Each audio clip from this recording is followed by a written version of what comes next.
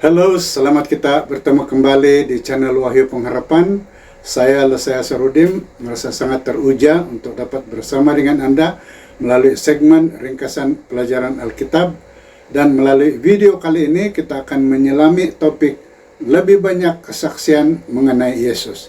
Jadi pastikan Anda menonton hingga ke ujung video ini untuk dapat menyaksikan semua butiran dan informasi yang menarik. Sebelum itu, jika Anda baru di sini, jangan lupa tekan like dan share video ini serta subscribe pada channel ini dan tekan lonceng notification agar Anda tidak terlepas menonton video kami yang akan datang. Jadi, tanpa berlengah lagi, mari kita teruskan untuk membaca ayat hafalan yang dipilih untuk pelajaran kali ini yang dipetik dari Yohanes 12 ayat 32. Katanya, apabila aku diangkat tinggi di atas bumi, aku akan menarik semua manusia kepadaku.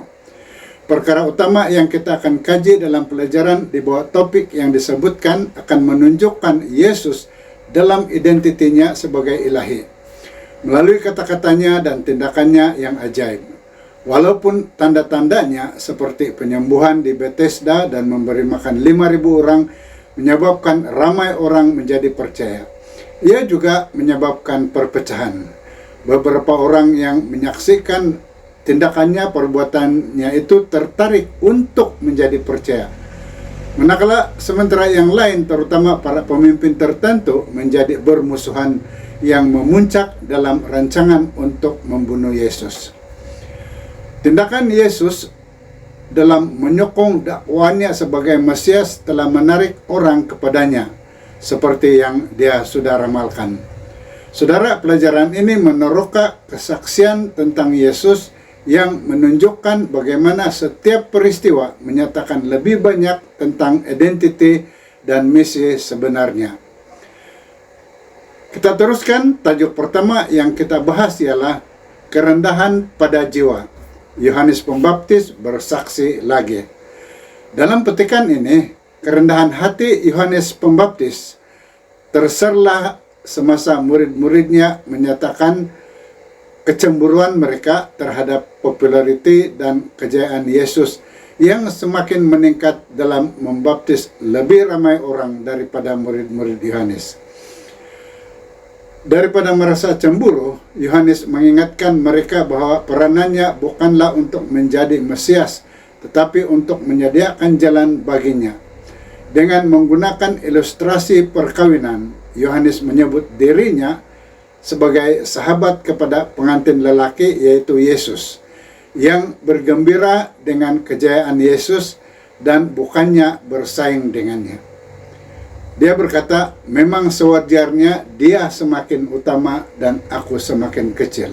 Yohanes bilang dalam Yohanes 3 ayat 29. Yang menunjukkan kerendahan hati yang sejati. Yohanes menekankan keunggulan Yesus dan kepentingan percaya kepadanya untuk mendapat kehidupan yang kekal.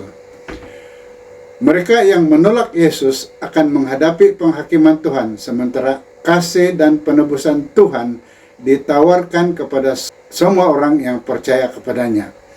Teladan Yohanes mengajar kita untuk tetap rendah hati di hadapan Tuhan dan orang lain, menerima peranan kita tanpa rasa iri hati. Saudara, seterusnya kita mengkaji topik satu pemahaman baru mengenai Mesias. Kita dahului ini dengan membaca ayat yang dipetik dari Yohanes 1 ayat 33, katanya, dahulu aku sendiri pun tidak mengenalnya, tetapi dia mengutusku untuk membaptis orang dengan air. Telah berfirman kepadaku, engkau akan melihat Roh turun lalu hinggap di atas seorang. Dialah yang akan membaptis orang dengan Roh Kudus. Saudara, Yohanes Pembaptis mengenal pasti Yesus sebagai yang lebih tinggi daripadanya dan juga mengakui kewujudan Yesus yang kekal dan abadi, yaitu eternal existence. Bagaimanapun, dia mengakui dengan berkata, saya tidak mengenali dia, yang telah menimbulkan persoalan bagaimanakah dia telah mengenali Yesus sebagai Mesias. Walaupun ibu bapa Yohanes telah memberitahunya terlebih dahulu bahwa sepupunya adalah orang yang terpilih, namun dia tidak pernah bertemu dengan Yesus. Tetapi akhirnya Tuhanlah yang menyatakan identiti Yesus yang sebenar kepada Yohanes Pembaptis. Dalam cara yang sama, sementara orang lain mungkin berbicara kepada kita tentang Yesus, hanya Roh Kuduslah yang boleh membantu kita untuk benar-benar mengenali Dia sebagai penyelamat kita. Jadi, persoalan penting ialah sama ada kita akan menerima atau menolak desakan keyakinan daripada Roh Suci ini. Pilihan ini amat penting karena ia menentukan sama ada kita membenarkan Roh membimbing kita menuju iman yang tulen kepada Yesus sebagai Mesias yang dijanjikan. Saudara, topik yang kita bahas seterusnya ialah penerimaan dan penolakan. Setelah Yesus memberi makan 5.000 orang ramai percaya bahwa Dialah Mesias dan mahu menjadikan Dia Raja mereka. Keesokan harinya, semasa mengajar di rumah ibadat di Kapernaum, Yesus berbicara tentang roti hidup yang membangkitkan minat mereka untuk terus mendengar. Walau bagaimanapun, mereka mencari pemimpin politik dan bukan juru selamat rohani. Dan mereka tidak mahu menerima message transformasi jiwanya yang disampaikan Yesus. Karena kecewa, ramai yang berpaling dan menolak Yesus sebagai Mesias. Yohanes 8 ayat 60 memberitahu kita, antara murid yang mendengar kata-katanya itu, ramai yang berkata, ajaran ini terlalu susah difahami, siapakah yang dapat menerimanya? Lalu mereka meninggalkan Yesus. Pada saat ketika ditinggalkan ini, Yesus bertanya kepada 12 muridnya, apakah mereka juga ingin meninggalkan Dia? Respon mereka ialah, Tuhan, kepada siapakah kami akan pergi? Engkau mempunyai firman yang hidup, yang mencerminkan iman oleh semua orang yang mengaku Yesus sebagai penebus dan juga juru selamat. Saudara, seterusnya kita membahas topik kesaksian Bapa. Kita dahului dengan membaca dari Yohanes 5 ayat 37 yang berbunyi, Bapa yang mengutus aku pun memberikan kesaksian tentang diriku. Kamu belum pernah mendengar suaranya atau melihat mukanya. Saudara, Yesus mengaitkan mukjizat dan pekerjaannya secara langsung kepada Bapa di surga, dengan menekankan bahwa Dia diutus oleh Bapa dan memberikan kesaksiannya. Pada pembaptisan Yesus, Bapa dan Roh mengesahkan identiti Yesus, menandakan permulaan pelayanannya dengan Bapa. Dengan Bapa mengisytiharkan Yesus sebagai anak yang dikasihinya. Jadi menjelang akhir pelayanan Yesus, dengan ketegangan yang memuncak ketika para pemimpin agama berusaha membunuh Dia dan lebih ramai orang yang diinspirasikan oleh mukjizat kebangkitan Lazarus telah mengikuti Yesus. Dan Bapa berbicara lagi ketika menjawab Yesus untuk memuliakan namanya. Bapa surgawi berkata, aku telah memuliakannya dan aku akan memuliakannya lagi. Saudara, pernyataan ini menunjukkan kepada salib sebagai titik kemuliaan Yesus yang terakhir, di mana Dia akan membuat pengorbanan yang paling utama untuk dosa manusia. Jadi melalui kematiannya, Yesus membayar hukuman dosa dan menawarkan keselamatan kepada semua orang yang percaya kepadanya, membebaskan mereka daripada menghadapi hukuman itu sendiri. Saudara, topik terakhir untuk kajian kita minggu ini ialah saksi oleh orang ramai.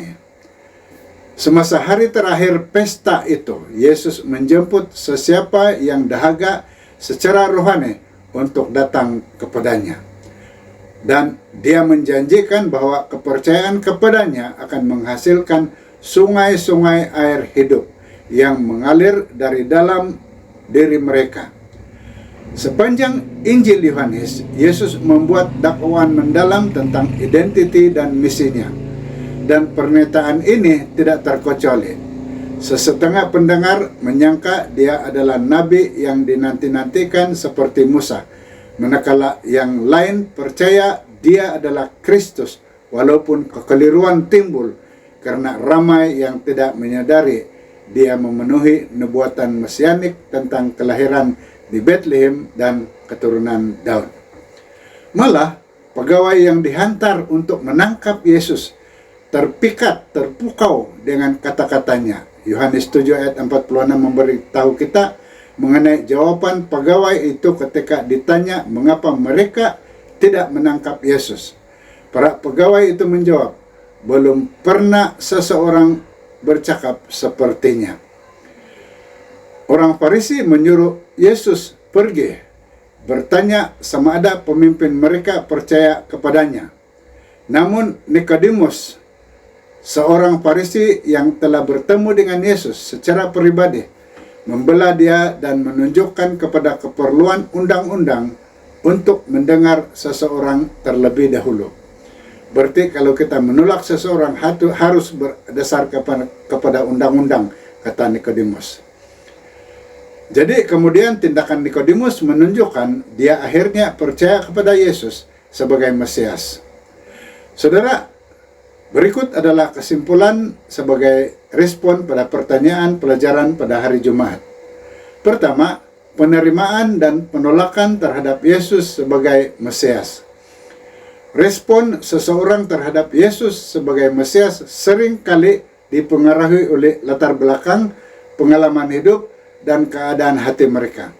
Ada yang terbuka kepada kebenaran dan melihatnya sebagai jalan keselamatan, sementara yang lain mungkin ditolak oleh prasangka, kepercayaan sedia ada, atau keinginan untuk tetap bebas dari komitmen rohani. Kedua, pentingnya Alkitab sebagai otoriti muktamad. Menjadikan Alkitab sebagai otoriti muktamad akan membantu kita menilai setiap doktrin dan kepercayaan berlandaskan kebenaran ilahi. Saudara, Alkitab memberikan asas yang tetap dan tidak berubah, memandu kita dalam membangun iman yang kuat dan keyakinan terhadap Kristus, jauh dari pendapat manusia atau budaya yang berubah-ubah. Ketiga, menceritakan pengalaman iman kepada orang lain. Apabila seseorang berkongsi tentang perbuatan Tuhan dalam hidupnya, ia bukan sahaja menguatkan imannya sendiri, tetapi juga memberi inspirasi kepada orang lain. Pengalaman tersebut menjadi saksi hidup tentang kuasa Tuhan dan membawa harapan serta semangat bagi mereka yang mendengar, menunjukkan realiti kasih dan penyertaan Tuhan dalam kehidupan sehari-hari. Saudara, sekian ringkasan pelajaran Alkitab untuk pelajaran minggu ini yang bertajuk lebih banyak kesaksian mengenai Yesus. Saya harap Anda telah mendapati maklumat yang dikongsikan sangat berinformatif dan membantu. Sekali lagi, saya mengundang Anda untuk tekan like dan share video ini, serta subscribe pada channel ini dan tekan lonceng notification agar Anda tidak terlepas menonton video yang akan dimuatkan nanti. Dan lagi, jika Anda ada pertanyaan atau ada pandangan komen yang ingin dikongsikan, sila luangkan masa untuk meninggalkan komen di bahagian bawah ini atau hantarkan ke nomor yang tertera. Terima kasih karena menonton dan jumpa lagi di video akan datang. Tuhan memberkati Anda.